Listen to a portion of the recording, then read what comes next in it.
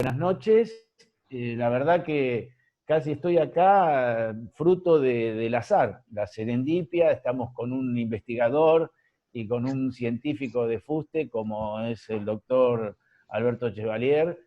Cuando decimos de la serendipia, que pareciera esos azares que juegan mucho en las búsquedas y terminan dando en la historia de la ciencia un salto significativo en lo que hace a la innovación, a la novedad, que es un poco el conocimiento y lo novedoso, aquello que puede ser objeto de la invención humana, que es un poco la materia que nos va a ocupar en la noche de hoy. Así que fruto del conocimiento mutuo que personalmente tengo tanto con el escribano Fernández Puente, que nos conocemos al igual que con Alberto.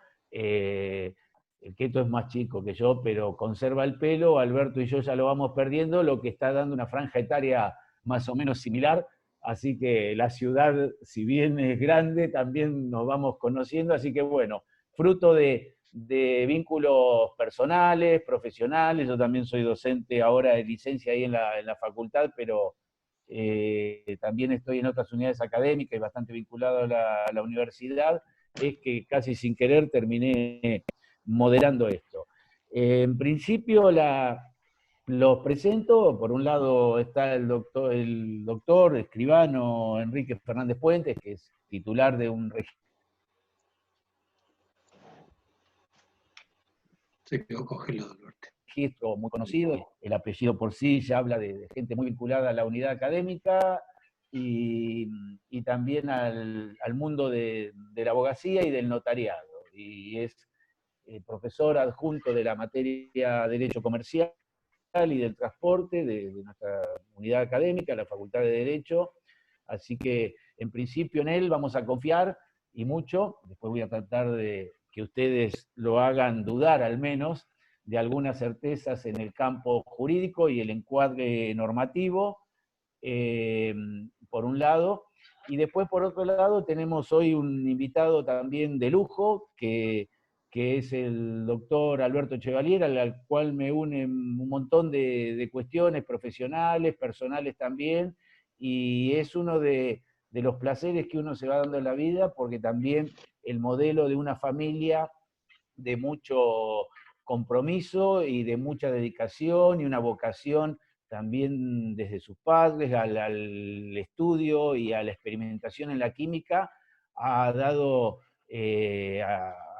por un lado Alberto, pero también una familia muy involucrada, un laboratorio de vanguardia que tiene el parque industrial, pero Alberto fundamentalmente también ha sido un estudiante de esta universidad, de la Facultad de Exactas y Naturales. Él se graduó ahí, pero tiene estudios de posgrado, una maestría también en gestión, pero fundamentalmente también un doctorado.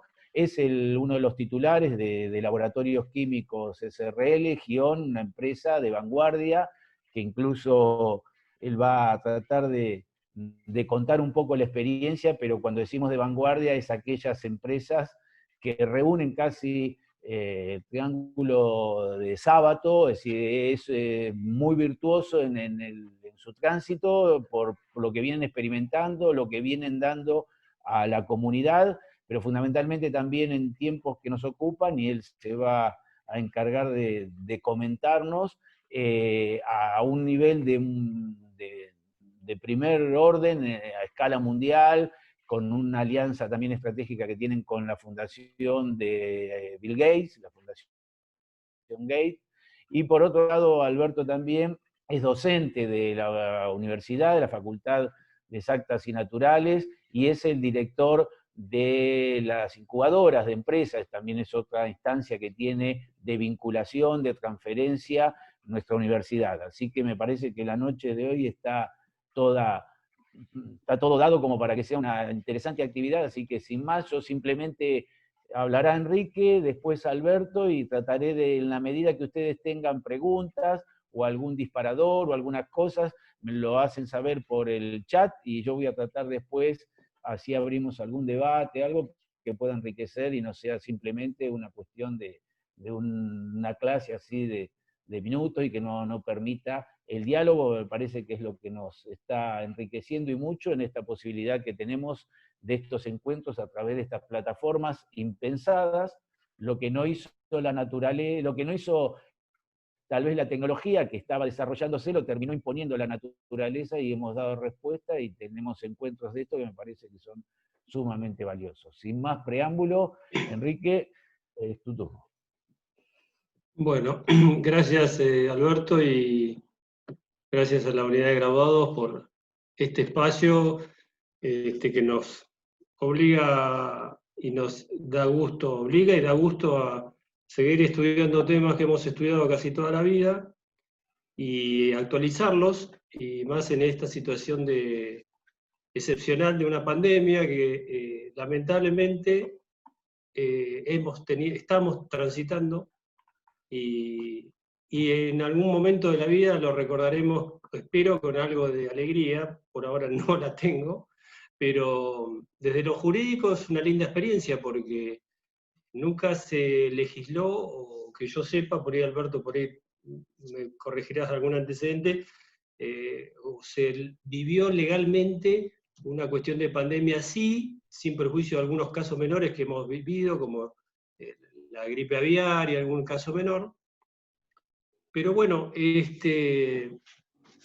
un buen momento para seguir compartiendo opiniones. Yo me voy a remitir a compartir con los que estamos un poquito todos en el tema legal, algunos más, algunos menos, aspectos del derecho de patentes y del encuadre legal de lo que es una patente dirigido particularmente al tema de la composición farmacéutica y de las patentes de las eventuales drogas que van a curar, o esperemos, el COVID. Y luego Alberto hará lo más importante e interesante, que será reflejarnos la actualidad de los eventuales patentamientos y cómo está la ciencia hoy, porque hay mucha información y creo que por ahí un poco desorganizada y anárquica. Y es un buen momento para ordenarlo un poquito. Así que bueno, ahí comparto unos pequeños gráficos que hicimos, no sé si los están visualizando. Sí. ¿Sí? ¿Se ven? Perfecto. Bueno, primero el marco legal, porque somos todos profesionales del derecho, o está dirigido a los profesionales o a estudiantes. Evidentemente, todo surge, bueno, no podía faltar, desde la Constitución Nacional, reconoce al inventor, estamos hablando de la patente, de una patente, de un derecho de propiedad. En el artículo 17 del actual texto constitucional, y el anterior reproducía exactamente, otorgar un derecho de propiedad al autor inventor de una obra, de un descubrimiento, un invento, lo cual se replica y encaja perfectamente en lo que es el inventor de una patente. Entonces, si pensamos que el que logre inventar o desarrollar una patente que cure el COVID va a tener un derecho de propiedad, tal cual lo dice la Constitución. Vamos a ver qué tipo de derecho de propiedad luego. Un antecedente, la recordada Ley 111, derogada en el año 1996, prohibía el patentamiento medicinal, precisamente así lo contemplaba, y esta norma del año 1864 recién fue derogada en 1996, o sea, Argentina estuvo 130 y tantos años sin actualizar su ley de patentes, salvo la ley 17011, que bueno, fue todo un debate si estaba vigente o no vigente, donde Argentina adhirió ahí forzadamente no, pero como un poco el único hito de 1864 a 1996, en el año 1966 al Convenio Unión de París, donde se establecían los primeros principios de tipo internacional para que Argentina pase a ser un país dentro de la orbe mundial de reconocimiento de los derechos de propiedad intelectual e industrial, pero esto quedó a mitad de camino y fue una ley que en definitiva no tuvo vigencia. Finalmente, en el 1996, la ley de patentes actual,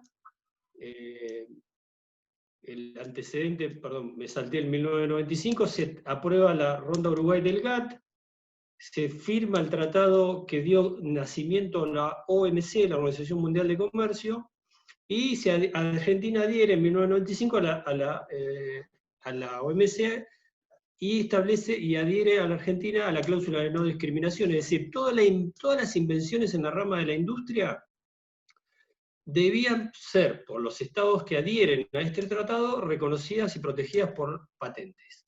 Argentina prohibió el patenteamiento medicinal, por lo cual, al volver el tratado internacional ratificado por el Congreso argentino, Argentina debió modificar y derogar la ley 111, modificar su ley de patente, lo que terminó en la actual 24481, texto ordenado 60 del 96, bueno, hubo un derrotero legislativo importante para lograr esa ley. Recordemos, la época del presidente era el doctor Carlos Menem, el ministro de Relaciones Exteriores era el recordado Guido Di Tella, y el embajador de Estados Unidos era Ter Stoneman, me acuerdo de su fuerte participación en los entretelones del Congreso para que esta ley salga. Y terminó saliendo. Así tenemos el marco legislativo local, vamos a decir. Y ahí me salté algo que les quería decir. A partir de que entramos a la OMC y pertenecemos a la Organización Mundial de Propiedad Intelectual, Argentina está en un marco legislativo universal, global, obligatorio. Es decir, Argentina no puede sacar los pies del plato, como se dice vulgarmente, o extralimitar o salirse de las normas internacionales que por ser un país adherente a la OMC y a la OMPI tiene. Es decir, que legislen los legisladores argentinos de hoy, de mañana o de hace 20 años, no era mucha potestad de los legisladores hacerlo, ya que hay un marco internacional que nos obliga a cumplir determinados estándares. Como dice ahí la pantalla, estamos viendo acatar estándar mínimo de protección. Es decir, Argentina no puede disminuir la protección a la propiedad intelectual, a las patentes mundiales, y solamente puede acrecentar la protección. O sea, son estándares mínimos de protección legal. Se debe proteger al nacional de cualquier país del mundo y a cualquier estado del mundo. O sea, las patentes son de carácter mundial. La patente italiana tiene que ser reconocida en Estados Unidos, la de Estados Unidos en Italia, la Argentina en Estados Unidos y recíprocamente. Todas las patentes deben ser reconocidas por todos los países de la OMC, los que han adherido a la OMC y los que participan en la OMPI. El principio de no discriminación, voy salteando algunos puntos un poquito no tan importantes. La no discriminación es que todos los sectores de la industria van a gozar de patentes. Es decir, no hay sector industrial que no pueda acceder a una patente. Químico, electrónico, mecánico o farmacológico, como en nuestro caso. Es decir, los estados que suscriben a la OMC tienen que darle al inventor una patente si el inventor desarrolla su actividad creativa, inventiva y tecnológica en la industria. ¿Qué es industria? Todo, no hay exclusiones, todo es patentable, salvo lo que no es industrial, que es lo que es meramente teórico, que sería propiedad intelectual, marcas, etc. O los programas de computación que se protegen por otro sistema. Vamos avanzando un poquito más. Nos encontramos con nuestra ley 24481, finalmente. ¿Qué protege una patente? Todo aquello que sea novedoso, que entra en una actividad inventiva que tenga aplicación industrial. Y una patente medicinal o farmacológica, como esperemos sea en algún momento la patente de la droga que cure el COVID, o que lo prevenga, o que lo limite, o que detenga, o que lo mute, o que lo extinga, que haga lo que quiera, pero que nos libere de esto, va a ser reconocida con una patente, siempre que cumple estos requisitos, ¿no? Que conocemos, que sea novedoso a nivel mundial, que supere el nivel tecnológico. Nivel tecnológico hoy en patente de COVID es 0, porque no hay una patente, no hay una droga que cure nada del COVID, entonces todo lo que supere el nivel 0 va a ser patentable. Por ahí Alberto luego me va a corregir en algún aspecto de esto. Y que sea industrial, y lo farmacológico es industrial porque así lo establecen los tratados internacionales. Será el momento, en algún café discutiremos la historia de por qué se modificó la ley de patentes y si debía modificarse o no, pero bueno, vamos a dar ese tema por superado, ¿no? ¿Cuáles son los derechos del titular de una patente? El artículo 8 de la ley 24481 tuvo alguna modificación, pero no sustancial. Esto es importante hacer un pequeño advertencia, porque a veces en el dictado de la materia a los alumnos le hacemos una pequeña trampita y le decimos, ¿qué derecho tiene el titular de una patente? Y a veces dicen, a la explotación exclusiva. Permiso. Y en ninguna ley, ninguna norma de la ley de patentes dice que el titular de una patente tiene el derecho de explotación monopólica exclusiva de su invención. Al contrario, dice todo lo contrario. Dice que es el titular de cederlo, transferirlo, explotarlo, pero en ningún lado dice que es absoluto, ni exclusivo, ni perpetuo, ni nada, ni que confiere ningún derecho, ni asimilable a un derecho de dominio. Solo un derecho de propiedad, que tiene las limitaciones de la norma. Es legítimo, lícito, y la Corte ha dicho que es legal que los estados regulen este acceso al derecho de propiedad cuando son conocimientos científicos. Entonces, el titular de una patente tiene como derecho, el contenido de su derecho, que se llama en la jerga del derecho de la propiedad intelectual, el derecho de exclusiva, que es el derecho de impedir que otros le copien la patente, o el conocimiento, o el procedimiento, el contenido. Pero no tiene derecho a la explotación exclusiva, porque pensemos, mañana un laboratorio logra el patentamiento de la droga que cure, evite o mitigue los efectos del COVID, no tiene ningún derecho a explotación exclusiva. Es falsa la antinomia, como ahora se dice grieta, ¿no? De decir patente sí, patente no, derechos humanos sí, patente no, derechos humanos sí, farmacológicos no. Me parece que es una antinomia falsa, pero bueno, es una opinión. Y ¿por qué digo que la ley limita el derecho de exclusiva? Porque lo dice la ley, no porque sea una opinión. La esencia, la patente nace como fin de la norma es proteger el avance de la ciencia y la tecnología. Esa es la justificación del derecho de patente. Los que negaban las patentes decían, ¿cómo puede ser que se dé derecho de propiedad a un conocimiento que va a mejorar la calidad de vida de la población? Bueno, fue una discusión larguísima, si era viable o no era viable, son discusiones que creo que ya se han superado.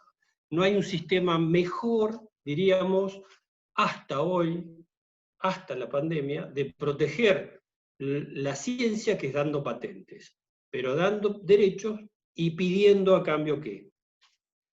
Acá lo tenemos, temporalidad.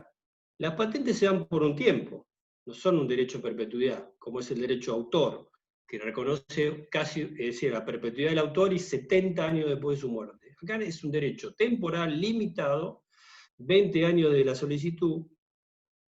Pensemos que una patente, hasta lo que yo sé, demora por lo mínimo 5 a 8 años de ser otorgada, y luego de otorgada, hay un condicionamiento a la forma de explotar. Artículos 43 y 44 de la ley imponen una característica propia de los derechos de patente, que es la obligación de explotarla. Si yo no exploto una patente, genera automáticamente una causal de caducidad. Hay todo un procedimiento para la declaración de la caducidad. Pero el autor, el titular de una patente, debe explotarla. A diferencia de un derecho de autor, que yo le registro un libro, lo deposito, y si no lo edito es una decisión mía, libre. Hago una composición musical, la deposito en SADEIC, y si no la quiero representar con un sello discográfico, sigue siendo mi derecho de autor, y no lo pierdo por no representarlo. La patente exige explotación, y exige, lo que viene a continuación, una forma de explotación. Es decir, que yo con esa forma de explotar tengo que satisfacer las necesidades del mercado. Eso dice la ley, que en realidad no dice nada, porque decir que satisfacer las necesidades del mercado no dice nada. Lo dice, pero a veces las leyes dicen algo con intención de no decir nada. Pero vayamos avanzando para ir un poquito redondeando. Y otra forma de limitación son las licencias obligatorias. ¿Qué son las licencias obligatorias? Las licencias son contratos compulsivos que el Estado puede disponer, son de los pocos contratos obligatorios que las leyes consagran, como una especie de, como la expropiación, que es una especie de contrato de compraventa compulsivo, que acá esto fue, diríamos, de avanzada en el año 1996, estas normas que incorporó la legislación argentina, que dicen, a ver, artículo 42, licencia obligatoria por rechazo negociado. Que en Estados Unidos es muy utilizada, el refusal to deal, es decir, el rechazo a un acuerdo. Si yo tengo una patente, supongamos la patente del COVID, logro la patente del COVID, vienen los 20 competidores que están luchando para lograr la patente del COVID. Y me dice, señor laboratorio Gion, laboratorio aquí presente, logró la patente del COVID. Se acercan los 20 competidores al mercado y le dicen, comparta su derecho con nosotros. Le hacemos una propuesta, hagamos un pool de conocimientos y compartamos y explotemos en común. Y Gion Laboratorio dice, no, me lo guardo para mí.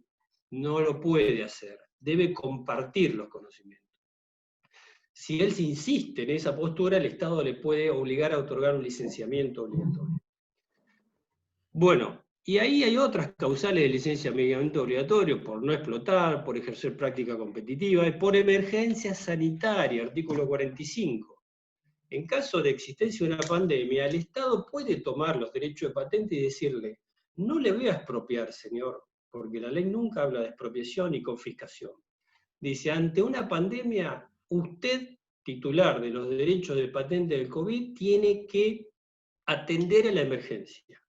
El cómo se podrá negociar, se podrá acordar, Ministerio de Salud, ANMAT, Oficina de Patentes, laboratorios, hacer un pool de conocimientos y atender la emergencia. Eso es facultad del Estado, del INPI, de disponer de este tipo de decisiones. Ahí vemos bien atemperado y atenuado el derecho de exclusiva, o sea, no estamos hablando de un derecho de dominio, no estamos hablando de derechos absolutos, exclusivos, perpetuos, por eso insisto que no es la grieta, ¿no?, que estamos acostumbrados a esta cuestión, patentes sí, patentes no, derechos humanos a la salud sí, patentes no, no es así. Eso es simplificarlo, me parece. Bueno, finalmente, y algunas consideraciones finales como para ya pasar a lo de Alberto. Leí en algún lugar que cuando quise recordarlo para no cometer una violación a la propiedad intelectual, no sé quién lo dijo, pero no es mío, que no hay patentes sin mercado. Y en pandemia no hay mercado. Es una linda reflexión, que no tengo la respuesta a eso, ¿no?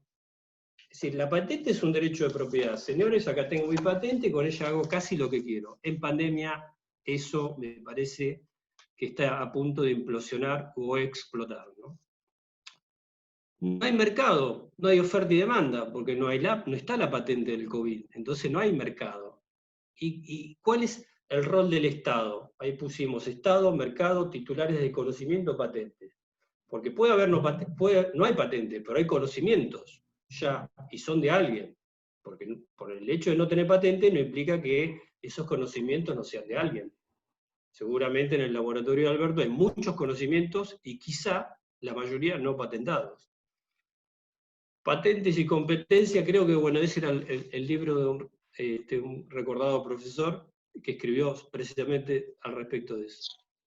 Y hace poquito, tratando de leer cosas nuevas, leí que había un debate importante en España porque se habían largado a hacer respiradores, fábricas, violando los derechos de patentes de los que tenían patentado el sistema de respiradores. ¿Cómo interviene el Estado ahí? Ahí el Estado tiene que intervenir en forma inteligente. No solo la droga del COVID, mecanismos de atención de la salud. Un respirador, que es esencial porque hoy no hay cura, entonces hay que asistir al enfermo. Y ahí hay una patente importante. Entonces sería una causal de licenciamiento obligatorio esa patente del sistema respirador. Yo no sé si en Argentina en qué etapa estamos ahora, faltan respiradores, hace 6 meses que estamos encerrados. Yo no sé, no digo qué está pasando, no voy a hablar de política, de desvalorizar opiniones o decisiones de los gobernantes. ¿Pero hemos intervenido en esa cosa o nos quedamos pensando en la cura y no en algo concreto que es asistir a una persona que no puede respirar? También con los kits de retrovirales, también con los test de seguimientos. Hay derechos de patentes, hay conocimientos que se pueden haber atenuado, compartido, para mitigar los efectos a la salud. No solo de la cura hablo, ¿no?, sino de mitigar y de curar al enfermo, de atender al enfermo. Bueno, Prometí 20 minutos y creo que no me pasé mucho. No. Así que, Alberto, te dejo a vos y te escuchamos con gusto. Muy bien. Ahora cuando está la presentación todavía. ¿Me escuchan bien? Saco la imagen, ¿no? Sí, dejo de compartir. ¿Me decís cómo que sé? Vamos a Lo patentar saco. ahí cómo desconfigurar la presentación. Ahí estamos, cuando quieras, Alberto. Bueno, bueno, qué tema. En principio, gracias por la invitación, Enrique. Pensé que la charla la iba a dar para solo abogados, y veo, por lo menos encontré dos amigos, dos científicos investigadores del CONICET, a Miguel Hoyuelos y a Raúl Casia, que están escuchando, así que físicos y biólogos, respectivamente, que después posiblemente me pueden hacer alguna crítica. Pero primera reflexión, es bueno tener un abogado cerca, porque hay muchas cosas que se pueden escapar. Yo lo que voy a hacer es lo siguiente, yo voy a hablar un poco del espíritu del tema de las patentes, pero lo voy a hacer en 4 o 5 minutos, porque Enrico ya dio un panorama completo, diría yo, y voy a separar la charla en lo que son patentes, después voy a hablar un poco de vacunas, y después de vacunas y patentes. Y voy a tratar de ocupar 25 minutos para que después, que es lo que a mí más me gusta y más me interesa cuando doy una charla, abrir el tema a las preguntas y a las dudas. Voy a ser un poco técnico a propósito, porque me parece que es una buena oportunidad para el que no conoce o está informado. Hay tanta información dando vuelta en la tele, en la radio, en los diarios, en cualquier lugar. Todos, casi como todos sabemos de fútbol, todos sabemos de vacunas. Y todos sabemos de COVID y todos sabemos de pandemia. Bueno, parece que los argentinos somos así. Como decía Enrique, no voy a poner una presentación, así que voy a dar una charla. Tengo mi presentación adelante mío, porque nosotros estamos trabajando somos una empresa de productos esenciales, farmacéuticos, hacemos insumos para vacunas, precisamente. No pude armar la presentación, así que perdonen la desprolijidad, pero la presentación la tengo acá desparramada en mi escritorio, así que la voy a ir pasando a medida que vayamos hablando. Así como decía Enrique, las patentes otorgan derechos exclusivos sobre productos o procedimientos, bajo ciertos requisitos y por un determinado tiempo. La característica fundamental del sistema de patentes es que está ideado precisamente para la retribución y el estímulo de la competencia innovadora. Las patentes y otras formas de protección de la propiedad intelectual vienen a paliar un fallo de mercado, en realidad, que ahora no nos vamos a poner a discutir, que tiene en cuenta la eficiencia dinámica del sistema. ¿Por qué digo esto? El proceso de desarrollar y comercializar un nuevo fármaco es largo, costoso y riesgoso. Para que las empresas tengan incentivo en innovar, la mayor parte de los países, como decía Enrique, desarrollados o en vías de desarrollo, estimaron conveniente otorgar al inventor un plazo de exclusividad para que esa empresa o ese inventor, durante el tiempo que dura la extensión de la patente, que ahora vamos a hablar un poco, que no es tanto como parece, recupere los costos de su inversión I+D. Cuando yo diga I+D, estoy hablando de investigación y desarrollo.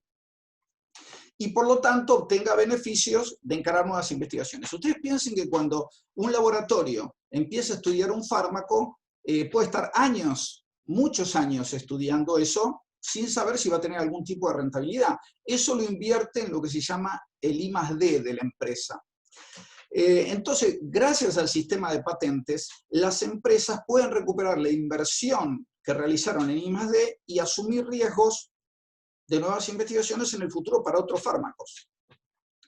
Si bien habitualmente, y lo comentaba Enrique, se destaca que la protección de las patentes tiene una duración de 20 años.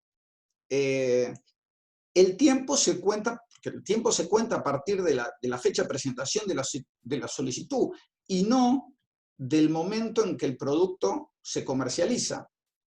Entre la solicitud de la patente y la decisión de aprobación o denegación, pueden pasar, yo qué sé, 5 años, 7 años, como decía Enrique, pero ahora hay que sumarle una cosa más. Luego de la aprobación, de la solicitud de la patente, el producto todavía no se encuentra en condiciones de ser comercializado, porque necesita las aprobaciones del ente de cada país. Por ejemplo, en Argentina, el ANMAT. Entonces, esos 20 años de explotación puede reducirse a 11 años, a 10 años, a 7 años. Y ahí hay un hecho que, no sé si, ahí después voy a recurrir a los abogados. En algunos países se puede pedir una prórroga de 5 años, cuando los tiempos se acortan, entonces uno puede pedir una prórroga. ¿Qué está pasando mientras tanto? Mientras tanto, hay un montón de laboratorios farmacéuticos esperando que la patente caiga. No es el tema de esta charla, pero si tenemos tiempo después podemos hablar de los medicamentos genéricos, que son drogas químicas, y de los famosos biosimilares. Porque acá en Argentina es tanto el problema de patentar, ahora voy a cerrar el tema de patentes con estos problemas, que al final los laboratorios deciden, digo, bueno, espero que caiga la patente, hago los ensayos de biodisponibilidad y bioequivalencia y saco el producto como un genérico. Y si es un producto de origen biológico, hago un biosimilar. Es complicado aprobar el biosimilar, pero es mucho más corto que hacer un patentamiento. Cuando yo tengo un biosimilar, un producto biosimilar que está referenciado al producto original que obtuvo la patente, que esa patente luego cayó, yo puedo explotarla. Eso es mucho de lo que pasa en Argentina. Cuando uno mira el número de patentamientos en la industria farmacéutica en Argentina, ve que es muy bajo. En Argentina, como decía recién, acá tenía el gráfico, pero bueno, no se los puedo mostrar, de cómo es como que esperan agazapados muchos laboratorios a que caigan y caduquen las patentes para entrar a los genéricos y a los biosimilares. En Argentina, una invención patentable puede ser, como decíamos, un producto o un procedimiento. En este caso, hablamos de productos o procedimientos farmacéuticos. En todos los casos, para llegar a gozar de esa protección, la patente debe cumplir 3 requisitos básicos, como decía Enrique, que son, ¿qué es el estudio que se hace en las patentes de patentabilidad? Antes de patentar algo, yo hago un estudio de patentabilidad, que son 3 cuestiones fundamentales. Novedad mundial, no novedad en Argentina, la novedad debe ser mundial, actividad inventiva y aplicación industrial. Si no tiene aplicación industrial, como decía Enrique, tampoco es patentable. Las teorías científicas no se patentan. Más allá de la situación, les voy a leer un dato, más allá de la situación en el sector farmacéutico, es muy importante remarcar respecto al respeto de la propiedad intelectual. Según la International Property Rights Index del 2019, Argentina se ubica en el puesto número 82 de los 129 países considerados en términos de protección a las invenciones. Está bastante más abajo. Chile creo que está 25 y Brasil 42. Desde la perspectiva de la industria farmacéutica de la innovación, las cuestiones clave en Argentina que limitan la posibilidad de proteger invenciones son, entre otras, voy a nombrar 4, los criterios restrictivos de patentabilidad, las fallas en la regulación de protección de datos, el débil cumplimiento de las patentes, no se cumplen, y las demoras en la obtención de la patente. Conozco casos de investigadores científicos del CONICET o de empresas que trabajan en colaboración con investigadores científicos o no, en donde están, conozco un caso que un investigador de la Universidad de Quilmes estuvo 18 años para poder obtener la patente. es mucho el tiempo, eso desalienta las ganas de patentar. Como les decía, terminamos el tema de patentes, quería completarlo con el espíritu de por qué es una herramienta interesante. Fíjense que ahora el CONICET pide hasta más patentes que papers. Empezó a valorizar más las patentes que los científicos publiquen papers. Quiero hablarles un poco de vacunas. No sé si todos saben qué es una vacuna y cómo funciona, pero voy a tratar de hacer un resumen muy cortito. Primero, las vacunas son la herramienta que más vidas ha salvado en la historia de la humanidad. Junto con el agua potable, diría yo. O voy a poner al agua potable al lado de las vacunas. Por eso hay que proteger mucho el prestigio de las vacunas. Por eso es tan importante, ahora que se desarrollan las vacunas, proteger el prestigio de las vacunas. Hoy en día, hoy bajé la última actualización, que es del 28 de agosto, desde el 28 de agosto, hay alrededor del mundo cerca de 180 proyectos de vacuna. Esto no pasó nunca, nunca en la historia de la humanidad. 180 proyectos de vacuna, 33 en fases clínicas y 140 y pico en fases preclínicas. Explico un poco. Estoy hablando para supuestamente abogados, no tienen por qué conocer qué son las fases clínicas, preclínicas, ni lo que es una vacuna. Una vacuna es una herramienta que usamos para mostrarle a nuestro organismo una enfermedad. Pero se la mostramos de manera atenuada, de manera no grave. Inoculamos en la población una versión atenuada, puede ser de un virus, de una bacteria. En este caso vamos a hablar de virus porque el COVID es un virus, es un coronavirus. Es un tipo de virus que es un coronavirus. Entonces le mostramos por intermedio de la vacuna al organismo de forma debilitada quién es el que nos puede llegar a atacar en algún momento. Entonces nuestro organismo tiene un sistema inmunológico que lo ve y de alguna manera reacciona. ¿Cómo reacciona? Simplemente es mucho más complejo, pero generando anticuerpos y memoria. Nuestro organismo tiene una memoria inmunológica.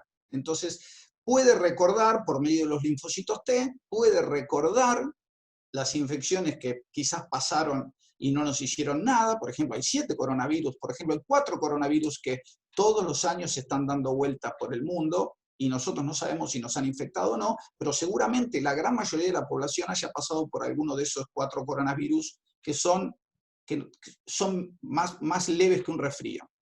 Pero entonces cuando yo le muestro eso a mi organismo genera los anticuerpos y los guarda. Puede guardarlos toda la vida, puede guardarlos 10 años, puede guardarlos un año, depende, no importa, pero genera una defensa inmunitaria. Muy bien, hasta ahí estamos claros. Eso es una vacuna, tan simple como eso.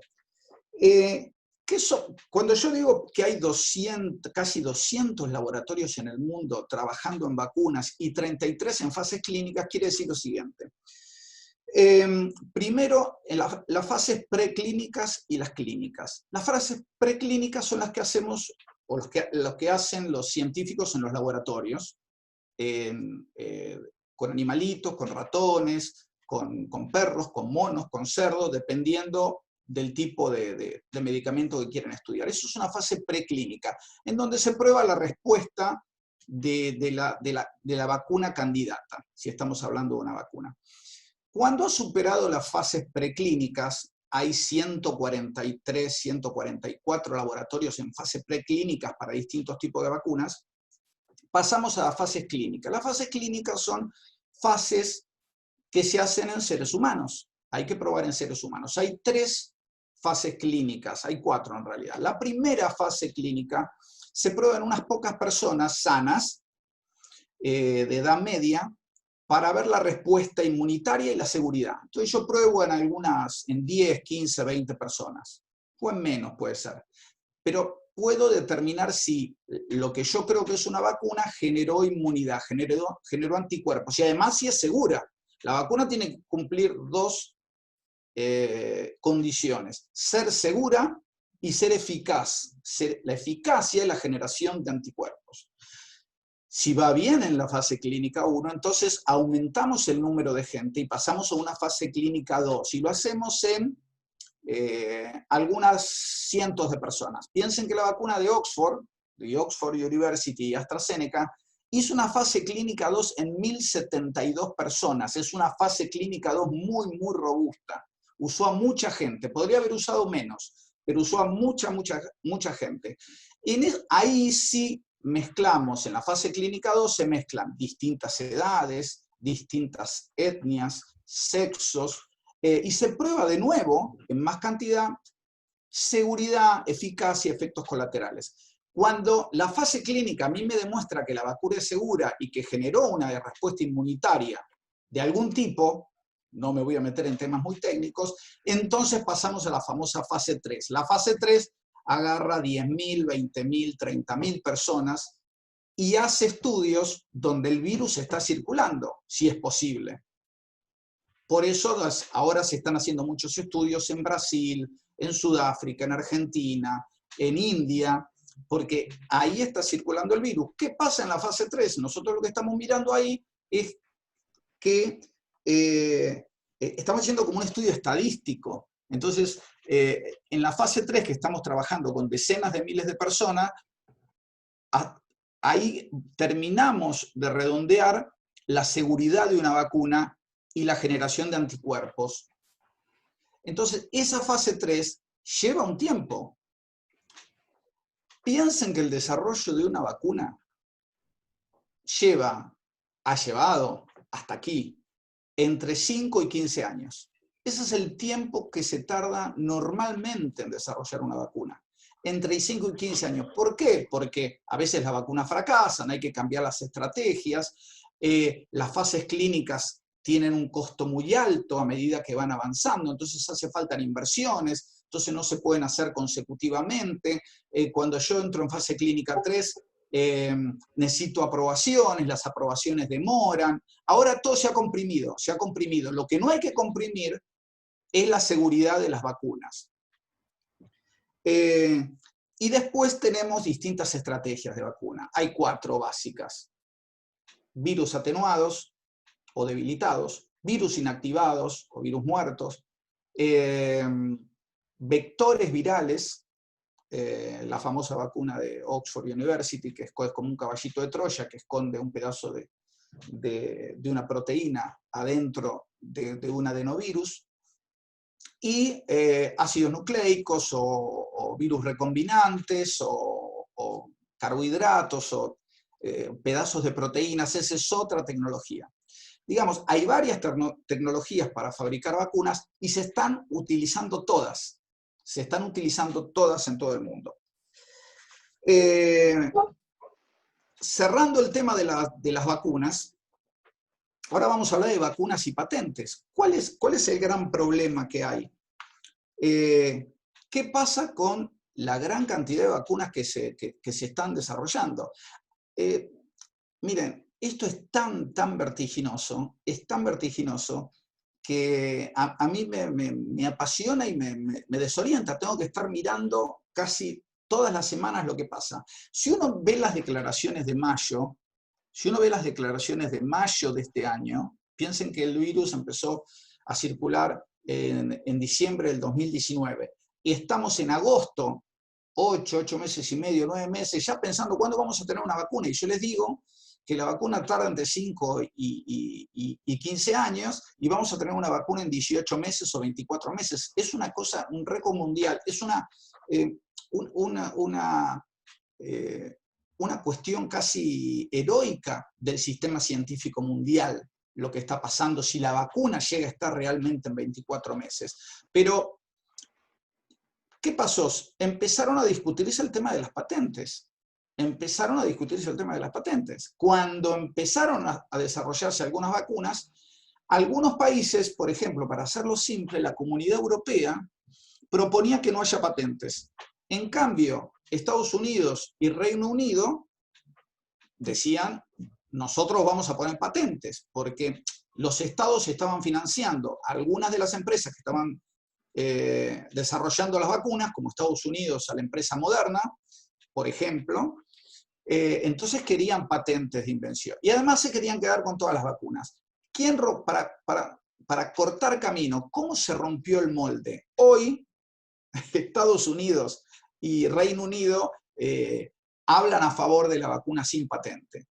¿Cómo es posible que la vacuna esté sin patente? Bueno, ahí lo que hay que ver es cómo intervienen todos los estados, porque para el desarrollo de estas vacunas hacen falta miles de millones de dólares.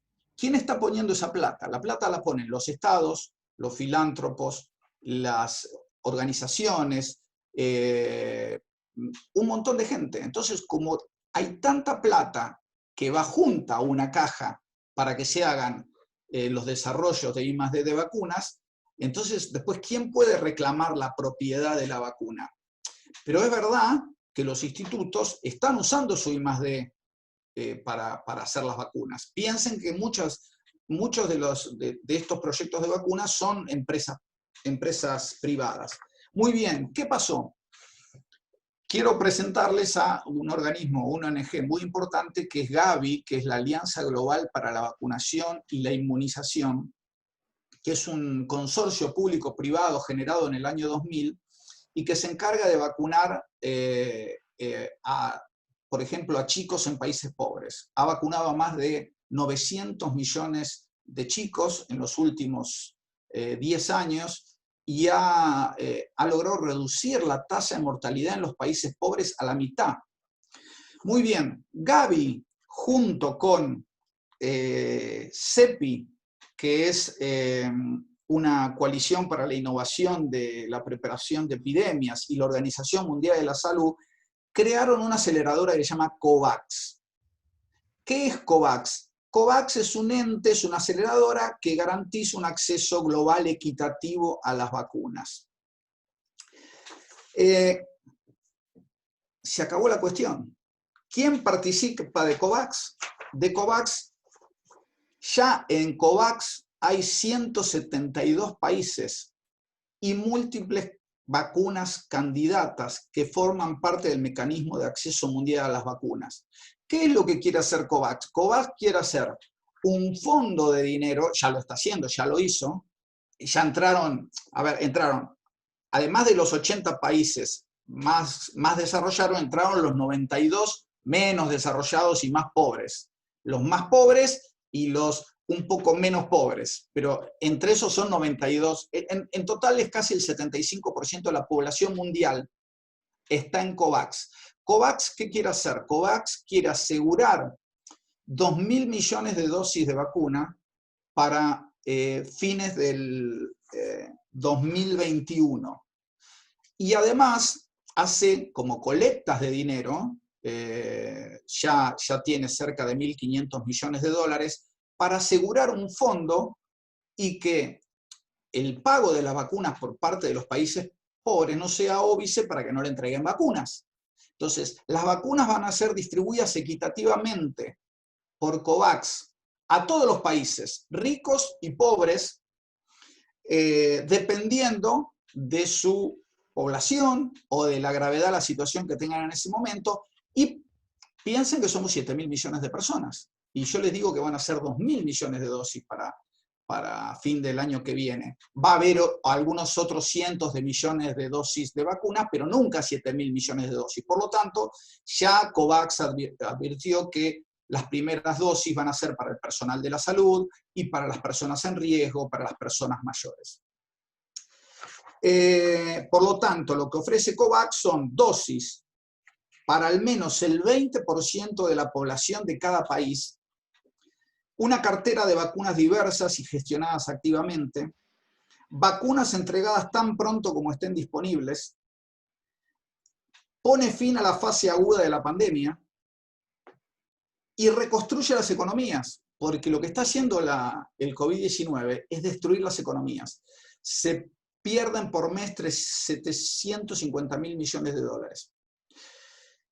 Para cerrar esta parte y abrir a las preguntas, siempre me gusta contar una historia. Y no está de más recordar una cosa que pasó hace 65 años, cuando el doctor Jonas Salk descubrió la vacuna contra la poliomielitis. Ya no nos acordamos de la poliomielitis, pero algunas veces hay algún rebrote, ha sido erradicada del planeta. Jonas Salk se negó a patentarla. En realidad, aquel era otro mundo, era otra ciencia, y capaz que también eran otros científicos. Seguían el ejemplo de Pierre y Marie Curie, que no quisieron registrar a nombre de ellos, y tenían todo el derecho de hacerlo, los hallazgos sobre la actividad eléctrica del radio, que es un elemento que habían descubierto además, y que dio origen a la radioactividad, y que ahora es una cosa requete contrausada en la medicina. Ellos no quisieron patentar su descubrimiento. Salk hizo lo mismo con el virus, que mataba y dejaba tullidos a miles y miles de chicos en el mundo, porque la poliomielitis atacaba generalmente a chicos. Salk había nacido en 1914, cuando estallaba la Primera Guerra Mundial. Y un año después de que Marie Curie y Albert Einstein intercambiaban figuritas entre radioactividad y mecánica cuántica. Salk era hijo de un matrimonio de inmigrantes rusos. De la misma forma que Einstein era un inmigrante alemán judío y que Marie Curie era una inmigrante polaca. Salk se recibió de médico en 1939, cuando estalló la Segunda Guerra Mundial. Roosevelt era el presidente en esa época. ¿Y saben lo que le pasó a Roosevelt? A los 39 años se contagió de polio. Se contagió de poliomielitis y quedó postrado en una silla de ruedas. Víctima de la poliomielitis, Roosevelt impulsó la creación de la Fundación Nacional para la Parálisis Infantil, que fue un organismo que se creó, y después que él murió en 1945, Roosevelt murió cuando terminó la Segunda Guerra Mundial, en 1948, le pidió a Salk, no Roosevelt, sino la Fundación Nacional para la Parálisis Infantil, le pidió a Salk en 1948 que investigara una vacuna para la polio. La polio era el drama de la salud. Como hoy es el coronavirus, la polio era el drama de la salud más peligroso para los Estados Unidos y muchos países del mundo. Ya les digo, la polio atacaba a chicos principalmente. Hubo un brote en 1952 que atacó a más de 60.000 chicos, mató a casi 5.000 y dejó con algún tipo de secuela a más de 20.000. ¿Qué hizo Salk? Para terminar, encargó su tarea desde la Escuela de Medicina de la Universidad de Pittsburgh. Y escuchen esto. Cualquier semejanza con la realidad no es casualidad. El de Salk fue el proyecto más elaborado de su tipo. Participaron de este proyecto para la cura de la polio 64.000 académicos, 20.000 médicos y agentes sanitarios públicos, 20.000 voluntarios y 1.800.000 chicos en edad escolar que formaron parte del comité de prueba, como se llamaba en ese momento. El famoso 12 de abril de 1955 se anunció en público que existía una vacuna efectiva contra la polio. La aplicación de la vacuna dejaba el cuerpo inmunizado contra cualquier aparición de otra cepa del virus. Salk fue casi aclamado como un salvador. El hombre del milagro, le decían. El 12 de abril fue consagrado casi como una fiesta nacional y la vacuna se extendió con rapidez a todo el mundo, rápidamente a todo el mundo. Cualquier controversia sobre una patente de la vacuna contra la polio que hubiera retrasado su expansión y llegada a todo el mundo fue sellada por Salk con una frase de leyenda, cuyos ecos en realidad deberían resonar hoy con la misma intensidad que hace 65 años. Cuando le preguntaron a Salk de quién era la patente de la vacuna, el neoyorquino, hijo de inmigrantes rusos, contestó muy sueltito de cuerpo. No va a haber patente. ¿Se podría patentar el sol que nos da vida? Jonas Salk murió el 23 de junio de 1995 cuando investigaba la vacuna contra el SIDA. No quiso patentar su vacuna. Y yo creo que es imposible que alguien quiera patentar una vacuna contra el coronavirus. Muy bien. Bueno, la verdad que felicitaciones a los dos expositores. Me parece que los dos encuadres han estado muy claros y muy aleccionador, fundamentalmente estas experiencias que tal vez de una respuesta a la síntesis que venía. No se escucha, Alberto.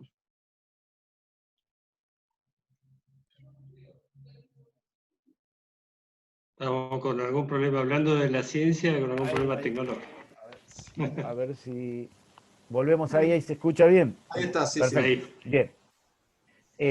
No, decía que era muy, muy conmovedora esta historia y tal vez desde el campo, las dos intervenciones muy claras en cuanto al aspecto normativo que nos involucra y estas experiencias fruto del estudio y de estar involucrado a la vanguardia de lo que son los estudios acerca de las vacunas, de uno de sus componentes que son fundamentalmente a lo que se dedica el laboratorio, que tiene su sede en Parque Industrial, y la experiencia como docente investigador de Alberto, pero un poco la referencia venía de la mano que tal vez, sobre todo en esta inspiración, en personalidades que han cambiado el mundo, y tal vez yo quisiera aportar simplemente desde el campo de la literatura. Se me ocurre, cuando estaba finalizando tu intervención, Alberto, que Pérez Reverte tiene una frase que ha acuñado y yo la utilizo y mucho: no es que las cosas no han sucedido, sino que nos hemos olvidado, dice.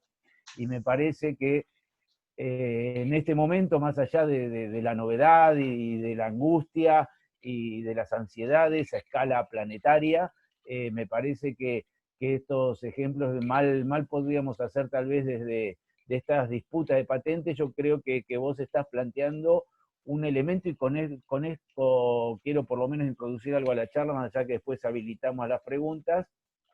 ¿Cómo ves vos desde ese plano el futuro del patentamiento a escala planetaria? Es decir, si esto no se da de bruces con esa manda constitucional y toda la construcción que viene la OMPI, que es casi el valor del conocimiento, pero también donde el conocimiento se pone en crisis, que sobre todo con estos procesos tan colaborativos, que más allá de los recursos necesarios para volcar a la investigación, pero también que deja de ser después algunos hallazgos fruto de la humanidad en su conjunto. Entonces esto conmueve desde ya los cimientos que hacen a la propiedad intelectual por un lado, pero por otro lado a la propiedad industrial, en términos de cuando hay situaciones tan extraordinarias y con tanta incidencia en el curso de la humanidad, y entonces lleva tal vez a un replanteo de naturaleza de la propiedad, y fundamentalmente en cuestiones de excepcionalidad, pero un poco creo a ver si hay alguna línea para ver si esto está en crisis, incluso el propio modelo de patentes, tal cual lo hemos concebido casi a fin del siglo XIX, y que con las modificaciones que ha ido teniendo, entiendo que está ese instituto tan caro al derecho, también puede estar de alguna manera en crisis, tal cual el modelo que otrora fue ideado, y un poco Enrique daba cuenta en su intervención. No sé, a cualquiera de los dos le dejo la inquietud, y si alguien se anima también a una ronda ahí de reflexión o de preguntas. Yo digo una cosa cortita y lo dejo a Enrique. A ver, lo que pienso es lo siguiente. Que son casos excepcionales. Este caso es excepcional. El caso de la pandemia es excepcional. Y Enrique dijo una cosa muy importante, que aunque vos patentes algo, en casos de extrema necesidad o de emergencia sanitaria mundial, como es el caso de una patente, los gobiernos pueden hacer uso de ese conocimiento en pos de la sanidad de la población. Por lo tanto, la patente tiene un propietario, pero yo no puedo hacer lo que quiero con la patente. Entonces, en estos casos de gran excepcionalidad, lo mejor es, yo creo que todos se están dando cuenta, todos los actores lo que digo es todos los actores de este mundo. A ver, ¿qué es lo que el otro día comentaba en un reportaje que me hicieron? Que China hizo, así como Rusia registró en Rusia una vacuna en fase 2, le movió el avispero a todo el mundo. Rusia lo que no quería era quedarse afuera de la gran guerra que había entre Estados Unidos y China, que son los dos países que más vacunas tienen en fases clínicas. Entonces Rusia, a ver, no vamos a subestimar a Putin, porque si algo que es inteligente. Hizo algo que no sirve para nada, pero que salió en todos los diarios del mundo. Es decir, registró en fase 2 una vacuna. Nada. Ahora hay que hacer la fase 3, entonces obligó a la OMS a que hable con ellos para meterla en el programa. Por otro lado, China patentó una vacuna, pero ya sabemos lo que pasa en China. Las patentes prácticamente las maneja el Estado. Entonces, en China el Estado maneja las patentes y las va a abrir. Ahora, lo que yo no creo es que esto haga temblar el sistema de patentes. El sistema de patentes es un sistema muy sólido en muchos países desarrollados y, digamos, es la fuente de financiamiento de muchos centros de investigación y de muchos institutos de investigación. Y es parte de un estímulo. Y eso está pasando de a poquito también en Argentina. Porque piensen lo que pasa en las aquí me están escuchando dos científicos de CONICET y yo creo que van a estar de acuerdo conmigo. Cuando nosotros escribimos... Discúlpame, no, al lado de Raúl hay uno que murió en el intento de crear una patente, así que no es alentador. No es alentador. Lo vi al doctor. ¿Quién está? No, Raúl Casia, y ha dejado una foto ahí con un esqueleto. Así que sí, lógico. Bueno, está el doctor Raúl Casia. Es una metáfora casi del esquema de patentes. Y el doctor Miguel Hoyuelos, que también son investigadores del CONICET. A ver, sí, en las universidades públicas, cuando nosotros escribimos muchos papers, y los papers son muy buenos, ¿qué estamos haciendo? Le estamos regalando conocimiento al mundo. Porque todo eso que terminamos publicando, todo lo que se publica, lo agarra alguien y dice, mirá esto, qué bueno que hicieron en Argentina o en tal lugar, vamos a hacer una patente. Inmediatamente los países que tienen un sistema fuerte de patentes y que lo respetan, ejemplo, Estados Unidos, Comunidad Europea, Canadá, Israel, que tienen un sistema fuerte de patentes, van a las patentes, porque la patente se usa, se explota, se licencia, se vende, digamos, trae recursos económicos y eso hace que siga incentivando el sistema de patentes. Yo creo que en esta excepcionalidad no va patentes con pandemia, como decía recién, pero eso no hace que el sistema de patentes sea el mejor sistema que tenemos para seguir desarrollando en el mundo la investigación científica. Sí, sí, puedo aportar algo, coincido, es decir, el sistema de patentes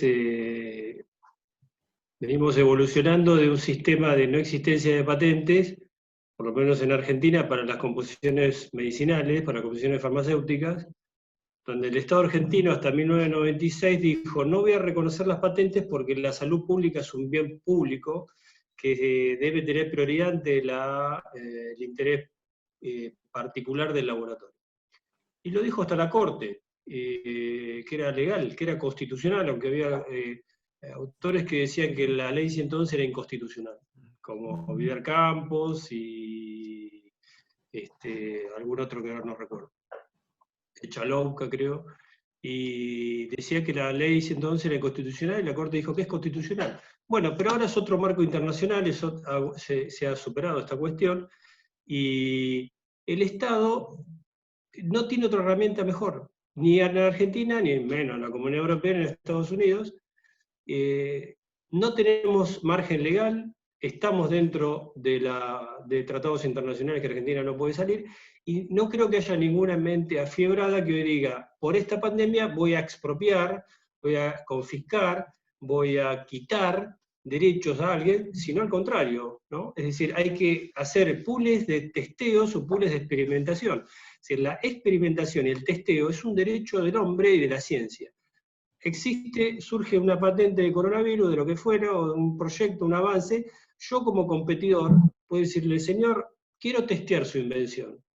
El artículo 36, la excepción para usos de científicos tecnológicos ante el derecho exclusivo, es decir, yo tengo derecho a testear, investigar su patente, y usted no me puede negar sus conocimientos, aunque lo que yo termine investigando deje fuera del mercado su patente.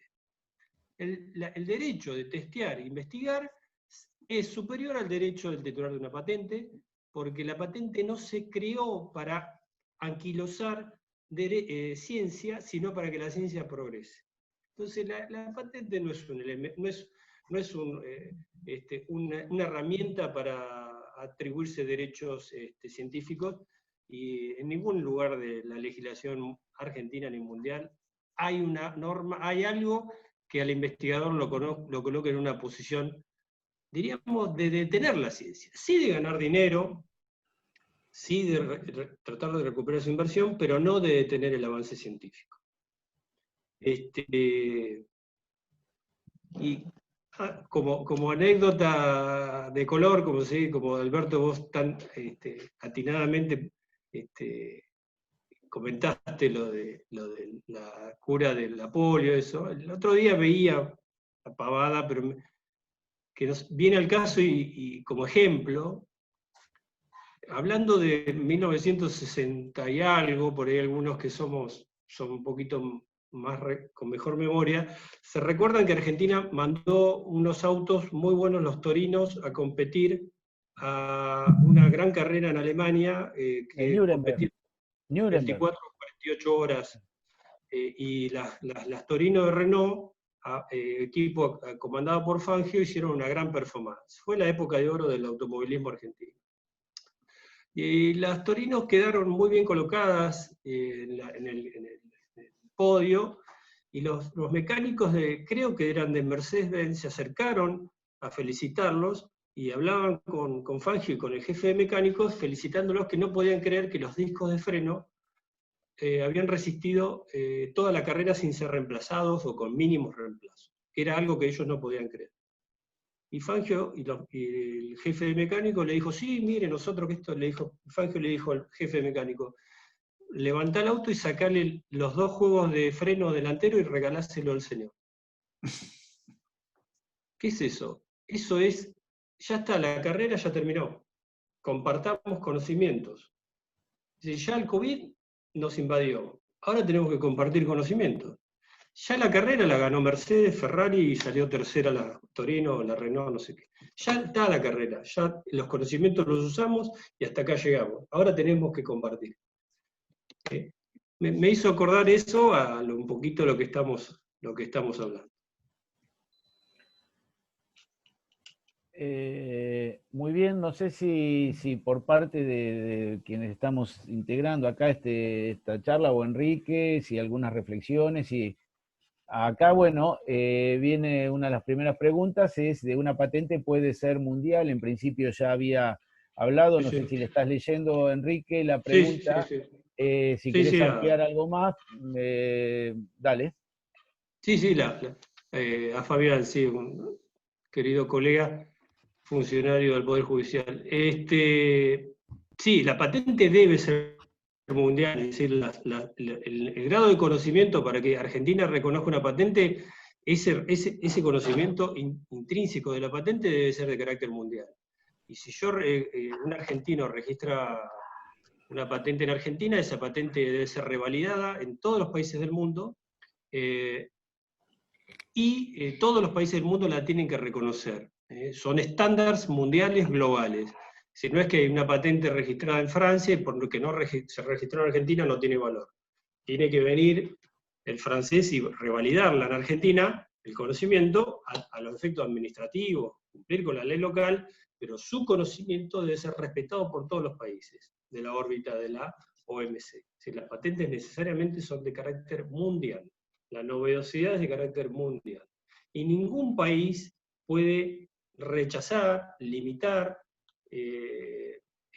o negar los derechos de patente de un nacional o de otro Estado integrante de la OMC. Yo tengo una pregunta para Alberto, que de los 4 criterios, de aquellos 4 obstáculos que indicabas, a ver si que puede ser, sinceramente, donde Argentina tiene un retraso, tal vez no tanto en sus científicos, en sus investigadores, sino los esquemas de burocracias o de políticas públicas que tal vez, si bien pareciera que estamos en un proceso de ir revirtiendo, pero ha provocado un distanciamiento muy fuerte que en ocasiones no se condice el desarrollo de distintos institutos, fundamentalmente desde lo público, lo que ha sido el CONICET, pero también lo que hemos visto que desde las empresas privadas en la pandemia ha demostrado que hay muchos establecimientos y laboratorios privados que han sido los que en otros lugares del mundo han contactado para el desarrollo en este caso, de la intervención, en esta alianza que se ha presentado como Argentina una posibilidad concreta para contribuir en una de sus fases al desarrollo de una de las posibles vacunas que esperemos que pronto la tengamos. Pero vos habías dado un enunciado de 4 indicadores que son los que por lo menos ha sido refractario como para que Argentina pudiera estar en un nivel mayor. Yo tomé nota acá que estamos en un puesto muy bajo en el concierto cuando estamos en la escala en el país número 82, y eso tal vez no está en un plano de equivalencia con el desarrollo que tal vez pueda tener la ciencia en Argentina. Si podés un poco ampliar ese concepto. Sí, lo amplío en pocas palabras. Uno de los problemas que hay en Argentina es el tema de los controles y las regulaciones. A ver, uno es el burocrático. El tiempo que se tarda en la aprobación de una patente en Argentina es excesivamente largo. Eso tiene que ver con un montón de cosas, también con las aprobaciones. A ver, está bien que una patente debe ser estudiada, y si es un producto farmacéutico, ANMAT tiene que hacer todos los controles necesarios, pero los tiempos se hacen excesivamente largos. Pero a mí el que más me preocupa es el que nombro como débil cumplimiento de las patentes. Es muy difícil, acá alguien viene con una patente y otro se pone a hacer lo mismo. Hasta que le caen con una orden o con algo para que lo deje de hacer, pueden pasar 10 años. Este es nuestro país, 10 años, 20 años. Para eso usufructuó un montón de tiempo esa patente, porque eso hay que poder comprobarlo. Cuando en otros países eso está mucho más aceitado. Por eso digo que la ley, hay que mejorar el funcionamiento de la ley de patentes, porque tenemos la ley de patentes del año 2000. Es verdad que la ley es del año 1995, pero efectivamente empezó a funcionar en octubre del año 2000.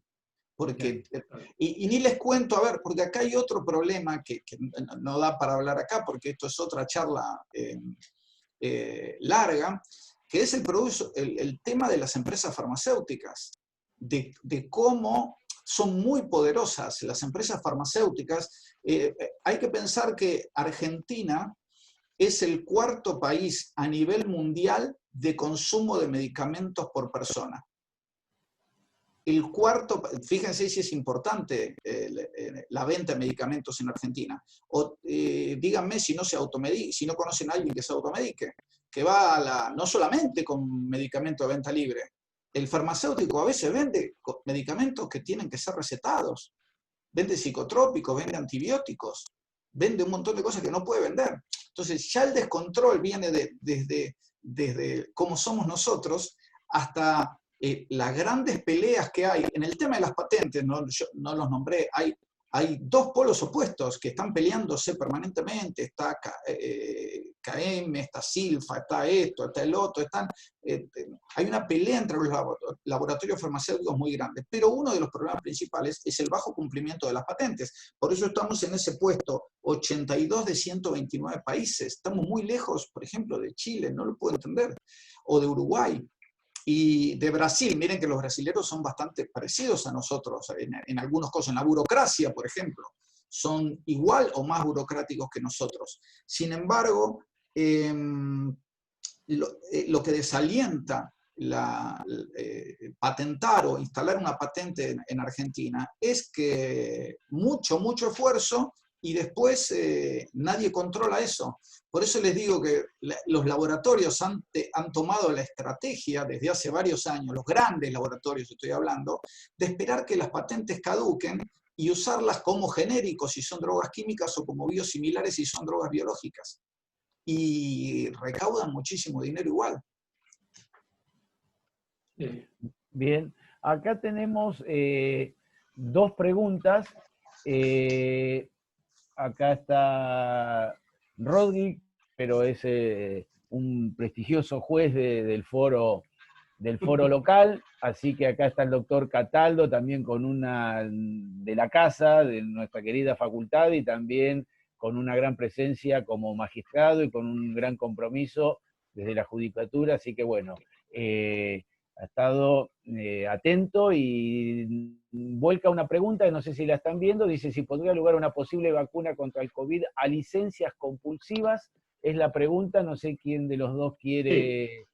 Sí, yo me adelanto a decir, yo creo que, y esto es medio opinable, que no va a haber patente de COVID, ¿no? Lo que creo que decía Alberto, pero si lo hubiere, sí, evidentemente que va a ser automáticamente dispuesto un licenciamiento obligatorio a todos los concurridores al mercado que están intentando llegar. Dice, bueno, el que llegó, te doy la patente, si fuera el caso, pero a los 20 que están atrás, licencias obligatorias. No confiscación, no expropiación, sabemos todo lo que es una licencia obligatoria, que es un deber compartir, como nos decían mamá o papá, a compartir. Pero una compartir remunerado, controlado y temporal. Por eso creo que es un dato que por lo menos lo he leído, y si es falso me corrigen, los medicamentos esenciales que están, diríamos, cubriendo las enfermedades más habituales no tienen patentes, ya han caducado, o estas patentes han quedado en uso público, han caducado, o los laboratorios las han comercializado sin patentes. Así que la patente en esto va a jugar un papel, diríamos, creo que secundario. Sí, estoy de acuerdo, y yo creo que justamente porque pueden ser compulsivas, nadie va a pelear mucho para sacar una patente. Perfecto.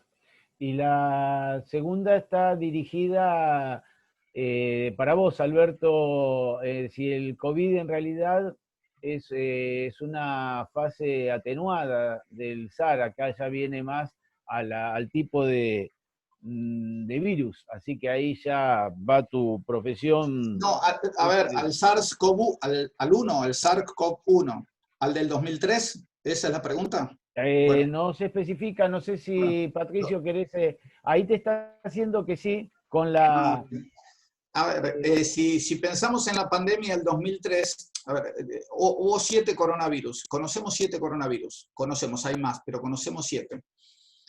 4 que circulan, como decía, sin ningún problema por el mundo, y otros 3. Los otros 3 son el famoso SARS-CoV-1, por eso este se llama SARS-CoV-2, el SARS-CoV-1, el MERS, que fue el del coronavirus del Medio Oriente, y este que tenemos. Si miramos los números fríos, el SARS del 2003 tenía una mortalidad muy alta, tenía una mortalidad del 10%. Ahora, cuando miramos los números, y claro, hubo 800 muertos y 8.000 infectados. Cuando empezaba la pandemia, nadie pensaba que íbamos a llegar a tener, como tenemos hoy, creo que más de 6 millones de contagiados en el mundo y cientos de miles de muertos. Entonces, aunque uno pueda medir, esas cosas se hacen al final. No la tasa de letalidad, la tasa de letalidad es la cantidad de muertos por detección, de los detectados. Y la mortalidad es la cantidad de muertos por habitante. Y eso es lo que importa al final, porque un país puede testear más o testear menos. Entonces la tasa de letalidad se le mueve y se le achica según la cantidad de testeos que hace. Hago muchos testeos, la letalidad me va a aumentar. Hago pocos testeos, la letalidad me va a bajar. Pero la mortalidad es lo que importa. Y la mortalidad se va a, en epidemiología, eso se hace siempre después. Es como una autopsia que se le hace a la epidemia. Eso se hace al final, cuando la curva bajó. Después puede haber rebrotes y lo normal es que una infección tenga rebrotes. Eso es lo normal, como pasa con el resfrío, como pasa con la influenza, que viene todos los años y tiene rebrotes y cada vez, como muta un poquito, tenemos que vacunarnos todos los años. Pero es casi, a mí me cuesta compararlo por la magnitud de las pandemias, aunque fue una pandemia, porque una pandemia está definida como una infección que se desparrama en varios países, la del SARS del 2003 tuvo comparativamente muchísimos menos casos, pero si miramos la mortalidad era altísima, era del 10%. Ni hablar del ébola, que tiene una mortalidad de arriba del 50%, pero dentro de los coronavirus este es menos mortal. Lo que pasa es que tiene una contagiosidad y una circulación terrible. De esto vamos a saber mucho dentro de unos años. Muy bien, muy bien. No sé cómo estamos con la hora, ya son las 9 de la noche, lo estaba dentro de los previstos, Enrique. Sí, Alberto, yo creo bien, que estamos me bien. parece sí, que podemos ir cerrando ya, salvo alguna cuestión más, alguna reflexión final y bueno, creo que todo dicho y gracias a todos y gracias Alberto por la participación. No, bien. muchas gracias por la invitación y gracias a todos los que estuvieron escuchando. Espero que no se hayan aburrido con cuestiones muy técnicas a las que no están acostumbrados. Bueno, gracias a todos. Muy buena gracias, la actividad, Alberto. así que, no, por favor, el agradecido soy yo. Gracias. Y bueno, y ahí haremos alguna devolución de todo esto también. Gracias. Hasta luego. Gracias a todos. Chao, muchas gracias a todos. Gracias. Chao, hasta luego, gracias.